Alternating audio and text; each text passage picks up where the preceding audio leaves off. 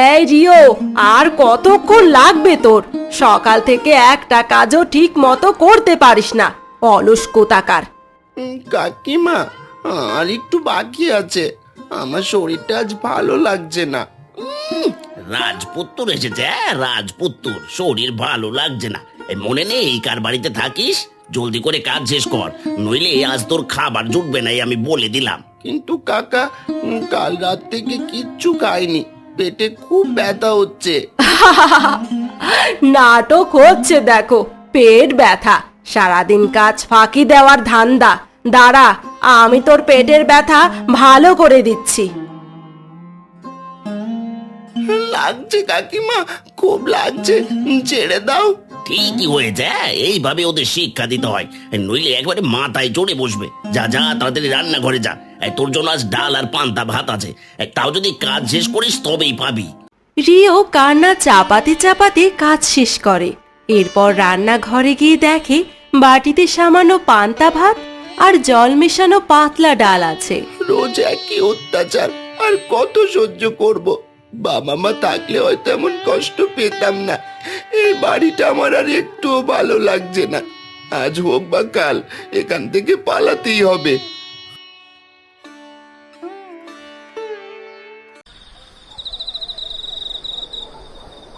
আমাকে চলে যেতে হবে, এই কষ্ট আর সহ্য হয় না। কোথায় যাব জানি না, কিন্তু যেখানে যাই এর থেকে ভালো হবে। সে সাবধানে দরজা খুলে বেরিয়ে আসে, জঙ্গলের দিকে হাঁটতে শুরু করে। তার চোখ দিয়ে জল গড়িয়ে পড়ছিল। রিও কাঁদতে কাঁদতে জঙ্গলের পথ দিয়ে হাঁটছিল। চারিদিকে নিস্তবতা, তার মনে ভয়। আর কত দূর যাব? পথ তো শেষ হচ্ছে না। যদি কোনো জঙ্গলি পশু এসে ধরে? হঠাৎ করে সে একটা ডাক শুনতে পায়, যেন কেউ বাঁচাও বাঁচাও বলে চিৎকার করছে। বাঁচাও, আমাকে কেউ বাঁচাও, আমি উল্টে পড়ে গেছি, দয়া করে আমাকে কেউ সোজা করে দাও। এ কার ডাক? কোনো মানুষ বিপদে পড়েছে নাকি? জঙ্গলের এত গভীরে কে থাকবে? শব্দটা অনুসরণ করে দেখি তো, হয়তো আমি কাউকে সাহায্য করতে পারবো। রিও সেই শব্দ অনুসরণ করে হাঁটতে থাকে। সেখানে গিয়ে দেখে একটি বড় কালো রঙের কচ্ছপ উল্টে পড়ে আছে, আর সে মানুষের মতো করে কথা বলছে। ওরে বাবা, কি কষ্ট, কেউ কি নেই? এ কি? এ একটা কচ্ছপ, কালো রঙের, আর মানুষের মতো কথা বলছে। এটা তো কোনো সাধারণ কচ্ছপ না। হ্যাঁ রে বাবা, তুই ঠিকই ধরেছিস, আমি সাধারণ কচ্ছপ নই। অনেক দিন ধরে এই অভিশাপে কচ্ছপ হয়ে আছি, আমাকে সোজা করে দে, নইলে যে আর বাঁচবো না। ভয় নেই, আমি তোমাকে সোজা করে দিচ্ছি। রিও সাবধানে কচ্ছপটিকে সোজা করে দেয়। কচ্ছপটা সঙ্গে সঙ্গে একটা ভয়ঙ্কর শাকচুন্নির রূপ ধারণ করে। তার বিকট হাসি পুরো জঙ্গল কাঁপিয়ে তোলে। অনেক বছর পর আমি মুক্তি পেলাম, কচ্ছপ হয়ে থাকতে আর ভালো লাগে না। এই পথ দিয়ে তো কেউ আসে না, তুই আজ আমার এই অভিশাপ মুক্ত করেছিস। আমাকে কিছু করো না, আমি এখান থেকে চলে যাচ্ছি।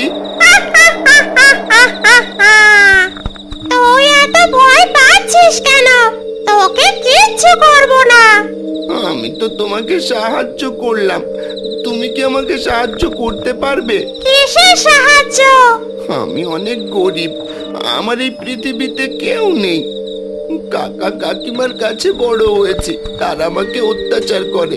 আমি ধনী হতে চাই, আপনি আমাকে সাহায্য করুন।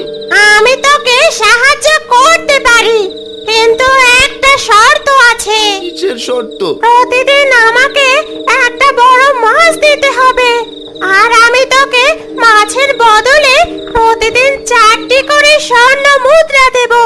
কিন্তু মনে রাখবি, প্রতিদিন এখানে এসে আমাকে মাছ দিয়ে যেতে হবে, তাহলে তুই স্বর্ণ মুদ্রা পাবি এবং অনেক বড় লোক হয়ে যাবি। আমি রাজি। তাহলে আজ আমি তোমাকে একটা মাছ খেতে দেব, আমাকে 4টে স্বর্ণ মুদ্রা দেবে তো? হ্যাঁ, স্বর্ণ মুদ্রা পাবি।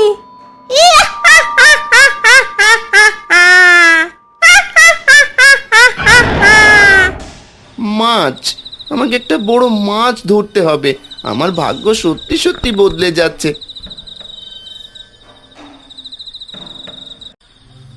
আমি পারবো, যেভাবে হোক একটা মাছ ধরতেই হবে। এই নাও শাকচুন্নি, তোমার মাছ।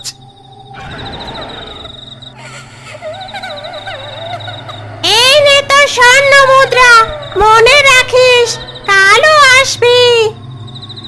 ধন্যবাদ শাকচুন্নি, অনেক ধন্যবাদ। আমি কাল ঠিক আসবো।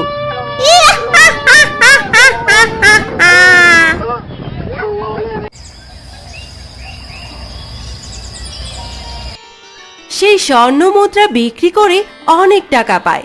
তখন সে বুঝতে পারে এগুলো আসল স্বর্ণ মুদ্রা। রিও অনেকগুলো টাকা হাতে নিয়ে বসে আছে। সে এখন কি করবে তাই নিয়ে ভাবছে। প্রতিদিন নদীতে গিয়ে মাছ ধরাটা খুব কঠিন হবে। আমি তো সারাদিন মাছ ধরতে পারবো না। শাকচুন্নিকে রোজ মাছ দিতে হবে। তাহলে উপায়, একটা পুকুর বানাবো। হ্যাঁ, এটাই ভালো বুদ্ধি। একটা পুকুর কিনবো আর তাতে মাছ চাষ করব। তাহলে প্রতিদিন শাকচুন্নিকে মাছ দিতে পারবো। রিও তার পুকুরে মাছ চাষ শুরু করে। সে প্রতিদিন নিয়মিত করে শাকচুন্নিকে বড় মাছ দেয় এবং অনেক বড় লোক হতে থাকে। 1 বছর পর রিও এখন আর সেই দরিদ্র অনাথ ছেলে নেই। তার নিজস্ব বড় বাড়ি আছে, বেশ কয়েকটি পুকুর আছে। তার কাকা কাকিমা এই পরিবর্তন দেখে অবাক হয়। এই দেখেছো কাণ্ড, সেই রিও যাকে আমরা বাড়ি থেকে তাড়িয়ে দিয়েছিলাম, সে এখন এত বড় লোক। হ্যাঁ গো, আমি তো বিশ্বাস করতেই পারছি না। কোথায় পেয়েছিল এত টাকা? আর বলে কি না মাছ চাষ করে হয়েছে। ও কাকা কাকিমা, কেমন আছেন আপনারা? এই বাবা, আমরা ভালো আছি রিও। তুই কেমন আছিস? তোর এত উন্নতি দেখে আমরা খুব খুশি। খুশি? এতদিন তোমার খোঁজও নাওনি। হ্যাঁ কাকা, সব মাছের চাষের ফল। রিও বাবা, এত বড় লোক হলি, একবার আমাদের বাড়িতেও যাস না? সময় পেলে নিশ্চয়ই যাব। এখন আমাকে যেতে হবে, জরুরি কাজ আছে। মাছ চাষ করে এত টাকা হয় নাকি? কিছু তো ব্যাপার আছেই। হ্যাঁ গো, এর পিছনে অন্য কোনো রহস্য আছে। আমাদের এটা খুঁজে বের করতেই হবে। এই নাও শাকচুন্নি, তোমার আজকের মাছ।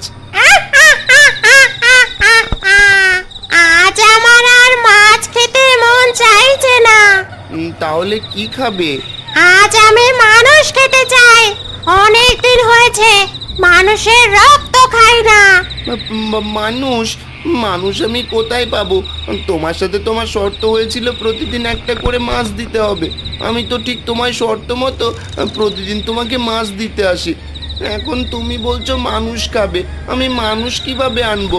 আমি জানি না তুই মানুষ কোথা থেকে আনবি, কিন্তু আজ আমি মানুষের রক্ত খাবো। হয়তো তুই আজ আমাকে মানুষ খাওয়াবি, নয়তো আজকে আমি তোকে খাবো।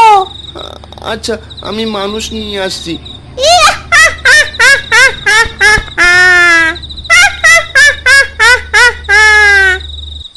কি বিপদে পড়লাম। শাকচুন্নি মানুষ খেতে চাই, আমি কিভাবে মানুষ জোগাড় করব? এভাবে তো মানুষের ক্ষতি করা ঠিক না। নিজে বাঁচতে গিয়ে আমি অন্যের ক্ষতিও করতে পারবো না। যদি মানুষ না দিই তাহলে শাকচুন্নি আমাকে খেয়ে ফেলবে। হ্যাঁ, যদি শাকচুন্নিকে মারতে পারি বা তাকে আমার বোতলে বন্দি করে কচ্ছপ বানিয়ে দিতে পারি, তাহলে আমি এই শাকচুন্নির হাত থেকে বাঁচতে পারবো। নইলে সে যদি কোনো মানুষ জোগাড় করতে না পারে, তাহলে শাকচুন্নি আমাকেই খেয়ে ফেলবে। আমার বুদ্ধি কাজে খাটাতেই হবে। হ্যাঁ হ্যাঁ, বুদ্ধি পেয়েছি। এইবার শাকচুন্নি জব্দ হবে। কে রে রিও, মানুষ এনেছিস নাকি আজ তুই আমার খাবার হবি? আমি মানুষ জোগাড় করতে পারিনি শাকচুন্নি, কিন্তু আমি তোমার জন্য এমন কিছু এনেছি যা মানুষের রক্তের থেকেও বেশি শক্তিশালী। এটা খেলে তোমার শক্তি বহুগুণ বেড়ে যাবে। কি বলছিস? এমন শক্তি? তাহলে দে, আমাকে দে। তোমাকে এর ভেতরে প্রবেশ করতে হবে, তবেই তুমি এই শক্তি পাবে। না না, এ কি করলি? আমাকে আবার আমি ছলনা করিনি শাকচুন্নি, আমি নিজেকে বাঁচিয়েছি আর পৃথিবীর মানুষকেও বাঁচিয়েছি।